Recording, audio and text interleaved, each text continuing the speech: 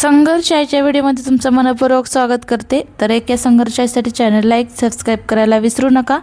तर हे खरं आहे का, बरोबर आहे का ते मला कमेंट करून सांगा की ताई हो हे बरोबर आहे, तुम्ही जे पद्धत वापरली आहे त्यानं खरंच असं होतं, तुमचं अगदी बरोबर आहे। तर व्हिडिओ शेवटपर्यंत नक्की पहा, तुम्हाला समजेलच। मी शेवटच्या भागात सांगितलं आहे मी आज काय केले आणि कसं काय वापरलं आहे, त्यानं काय होतं।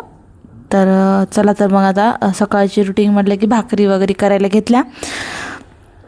तर तुम्ही पण असा एकदा ट्राय करून पहा, तर मला कमेंट करून सांगा नाही ताई तुमचं खरंच बरोबर आहे, तुम्ही असं केल्यानं असं झालं की खरंच तुमची पद्धत खूप छान वाटली आम्हाला। तुम्हाला जर त्याचा खरंच अनुभव वगैरे आला तर मला कमेंट करून सांगा। एक संघर्षासाठी चॅनल लाईक सबस्क्राईब करायला विसरू नका।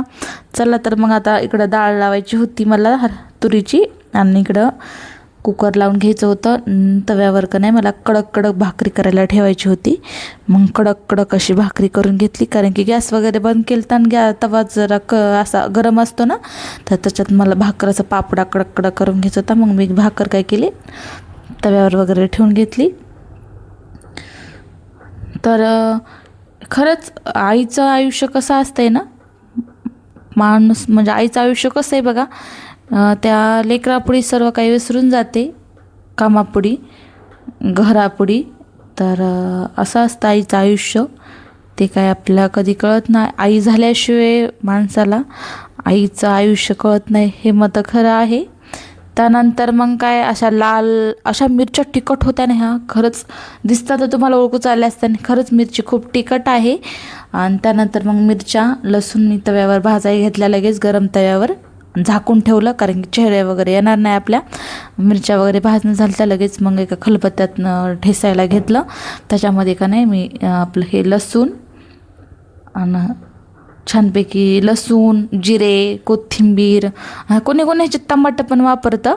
आता ही एवढी मिरची तिखट असल्यामुळं मी तुमच्यासोबत काय शेअर करते, जर तुमचं खरंच मिरची खूप तिखट आहे, तुम्हाला ठेसा खायची खूप इच्छा झाली आहे, मला तसं झालं आज, म्हणून मी त्याच्यामध्ये जिरे, शेंगदाणे, मीठ आणि लिंबू टाकल्यास काय होतं बघा, ही मिरची अजिबात तिखट लागत नाही।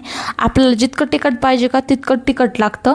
आणि एखादी मिरची कसं होतं, कधी कधी आपल्याला इतकी खायची इच्छा होते, ठेसा इतकी खायची, पण मिरच्या तिखट असल्यामुळं काही जमतच नाही। मग काय करायचं, जर तुमच्या घरी लिंबू वगैरे असलं का, लिंबू टाकून हे ठेचा करा, खूप छान लागतो। असं खायला पण इतकं छान लागतं, आंबट तिखट। त्यानंतर असं डाळ वगैरे झालती, मग फेटून घेतली, मी बेसन काढूनच फेटून घेत असते। पहिलं का नाही त्या चमच्यानं घ्यायचे, तसल्या त्या गोल पळीनं। आता ते बेसन काढी आल्यामुळे ते बेसन काढीनं पटकन होऊन जातं। त्यानंतर लगेच मग भांडे वगैरे घासायला घेतले। भांडे काय तेवढे नव्हते आज घासायला, थोडेच होते।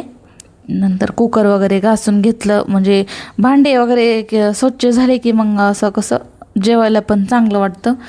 तसंच ठेवून जेवायचं म्हटलं की मग जेवण पण जात नाही, ते कामच दिसतं मग हाताखाली। मग भांडे वगैरे धुवून घेतले। तुमचं पण असाच दिवस जातो का कामातच, का तुम्हाला असं काही नवीन काही जाता का, तुम्ही कमेंट करून सांगा की तुम्ही नाही आम्ही ताई असं असं करतो, आमचा दिवस कधी असा जातो तसा जातो। तर मग अजून मला एक करायची होती चटणी शेंगदाण्याची। माझी शेंगदाणे चटणीची पद्धत नक्की ट्राय करून पहा, तुम्हाला कळेलच मी कशी करते। तर प्रत्येकाची चटणी करायची पद्धत वेगळी असते। त्यानंतर मी असे लालसर असे शेंगदाणे भाजून घेतले। शेंगदाणे कमी गॅसवर घेतले होते आधी, त्यानंतर मग फुल गॅसवर का नाही लालसर असे शेंगदाणे भाजून घेतले। आणि तुम्ही ह्याच्यामध्ये कोणी काय करतं, ह्याच्यामध्ये माहिती आहे का तुम्हाला, तूप पण टाकतं बरं का चटणीच्या ह्याच्यामध्ये, तेलाच्या ऐवजी तूप, किंवा कोणी तेल पण नाही टाकत आणि तूप पण नाही टाकत। मला काय तूप आवडत नाही, म्हणून मी काय करत असते, तेलच वापरत असते चटणीमध्ये। तेलानं ही का नाही चोपडीसर चटणी खूप छान बी लागते, दिसाय पण छान दिसते ती चटणी। तर अशी करून पहा, नक्की ट्राय करा। चला, तर मग शेंगदाणे वगैरे भाजून झालते, आता वरचं टरपलं वगैरे काढलं, जितकं निघन तितकंच काढलं, मी काय जास्त बेजार होत बसत नसते, काढीत बसत नाही त्याला। त्यानंतर मग असे टरपलं वगैरे काढून घेतले, छानपैकी फटकून वगैरे घेतलं। आणि मला चटणी खलबत्त्यात करायची बरं का, खलबत्त्याशिवाय काही चांगली लागत नाही बघा ही चटणी, खलबत्त्यात कुटलेलीच चांगली लागते। कारण की अशी मिक्सर वाटं काढलेली का नाही त्याला वेगळीच होते ती. नंतर शेंगदाणे, त्याच्यामध्ये जिरे, लसूण, लाल तिखट आणि मी तेल टाकत असते आणि छानपैकी कुटून घेत असते.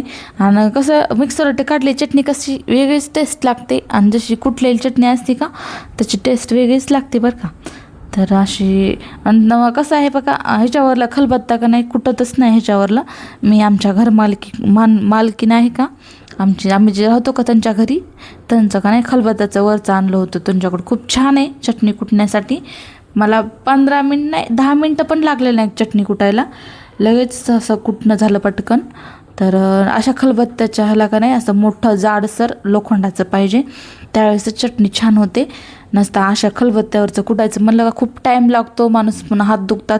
त्याच्यामुळे असा खलबत्त्यासाठी